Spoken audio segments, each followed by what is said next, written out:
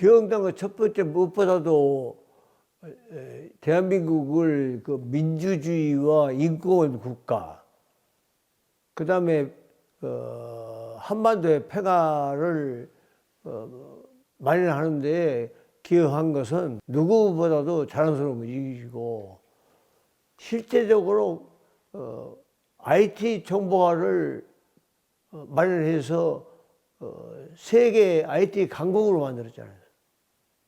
그리고 또 국민들이 가장 중요한 것이 학교 가고 싶어도 학교를 못 가는 일이 없도록 하고, 병이 걸려서 아파서 병원에 못 가는 일이 없도록 하고,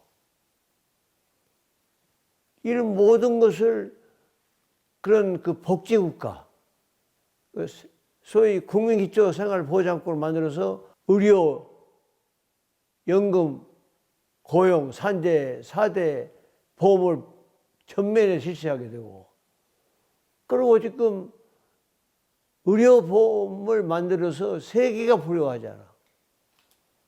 이번에 우리가 그 코로나 때, 코로나 팬데믹 때 거기에 그 들어가는 그 의료 비용을 전면 무료로 할 수 있게 한 것이 바로 김대중 대통령이 한 거 아니야.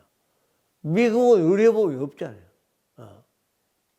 근데 우리 한국은 그렇게 해줬고, 그리고 또 김대중 대통령이 민주주의, 인권, 평화를 위해서 헌신한 뿐만 아니라 아시아의 민주주의와 세계 민주주의를 위해서 헌신한 거, 그 다음에 한일 회담을 성공시키고 한일 공동 파트너십을 김대중 오부지 선언을 위해서 한일 문화가 지금 세계에 지금 빛을 발휘하고 있고, 이렇게 한 것이 다 김대중 대통령이 그 근거를, 뿌리를 만든 거 아니에요.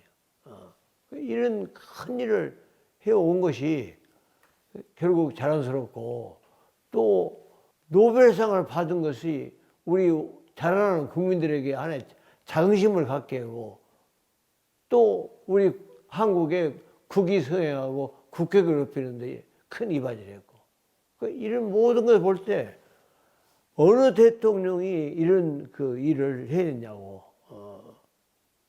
그래서 나는 우리 김대중 대통령은 우리 한국의 대통령이 그 이상 세계가 존경하고 사랑하는 그런 대통령이 됐고, 또 이번에도 한국에서 10월 13일 날 프라자 호텔에서 만델라 대통령, 브란트 수상, 김대중 대통령 세 분의 세계 노벨 평화상 받은 그 세미나를 했는데, 세계 각국 교수들이 왔었고, 그 다음에 목포, 신안에서 국제회의를 했는데, 세계의 유명한 학자들이 다 모아서 하는 말이 김대중으로부터 배우자 이거예요. 그러니까 그런 세계에서 전부가 김대중한테 배우자, 그런 운동이 지금 전개되고 있다는 것은 우리 한국의 국민은 자랑스러운 일이라고요. 이렇게 한국을 위해서 자기 소명과 역할을 해준 대통령에게 나는 항상 감사하게 생각하고 높이 평가하고 있다.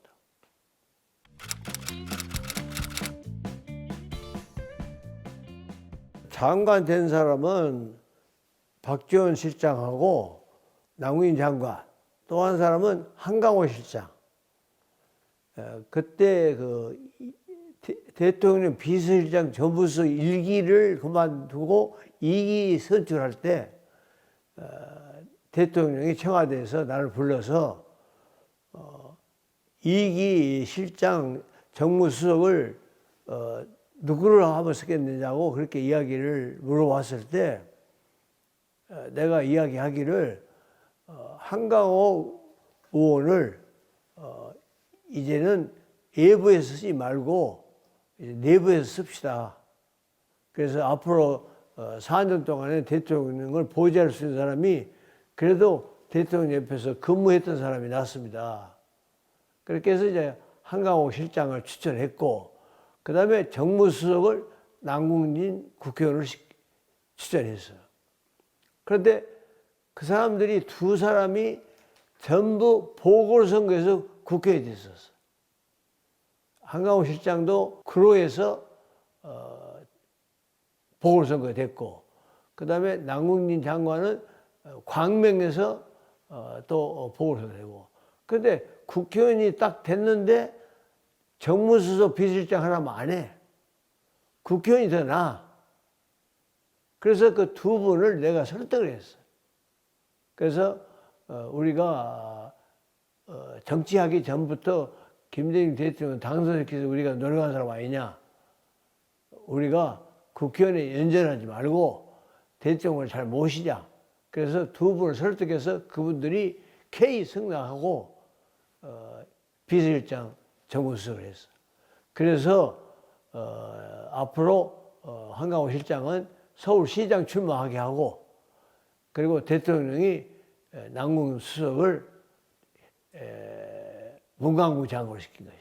공직에 안 갔다고 약속했지만은 이미 그 두 사람은 그렇게 해서 갈 수 있는 위치에 있었어.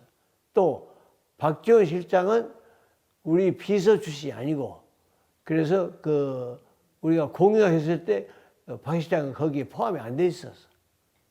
그래서 그 사람은 대변인을 하고, 그 다음에 정책수석을 하고, 그 다음에 마지막 비서실장 한 것이. 그리고 장관하고. 그리고 박지원 실장 능력이 있어. 능력이 있고 해서 그런 일을 해낼 수 있는 사람이고, 그래서 대통령도 끝까지 비서실장으로 두고 일을 시켰어.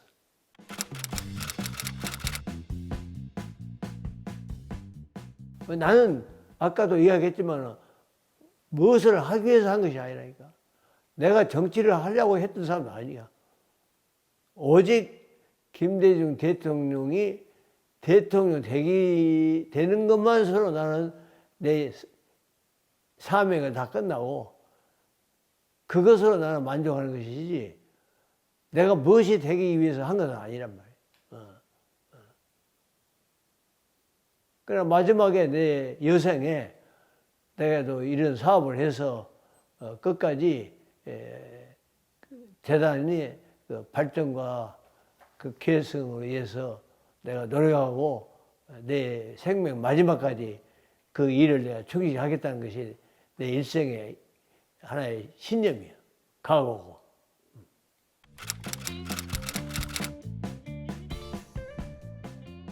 망월동에서 제일 먼저 크게 울었어. 그 영령들 앞에서 얼마나 통곡했는지 몰라.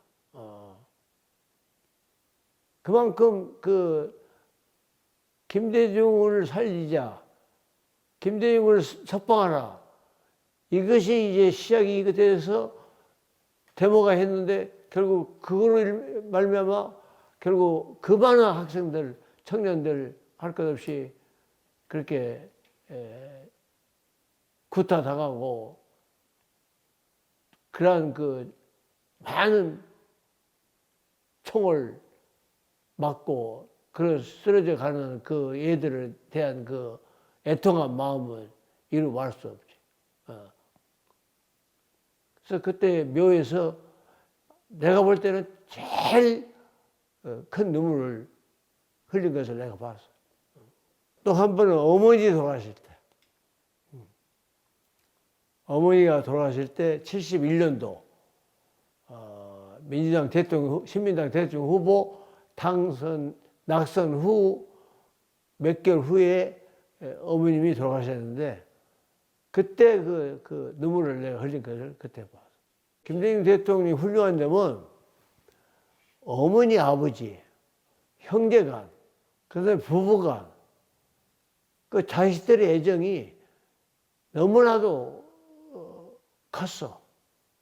그리고 국회의원 때도 아침에 출근을 할 때는 반드시 어머니 방에 와서 어머니 다녀오겠습니다 인사하고, 저녁에는 들어오면 반드시 어머니 방에 가서 어머니한테 나 왔어 하고, 그렇게 부모에게 효자인 것을 내가 자신 느꼈어. 또 아버님한테도 그렇게 잘하고, 또 동생들한테 그렇게 잘하고, 아들한테 또 잘하고. 그게 첫째요. 뭐니 해도 훌륭한 인물은 가정부터 알아. 가정에 대한 그런 모든 그 효자 또는 자식들에 대한 애정, 부부간의 애정, 이런 것을 우리가 볼 때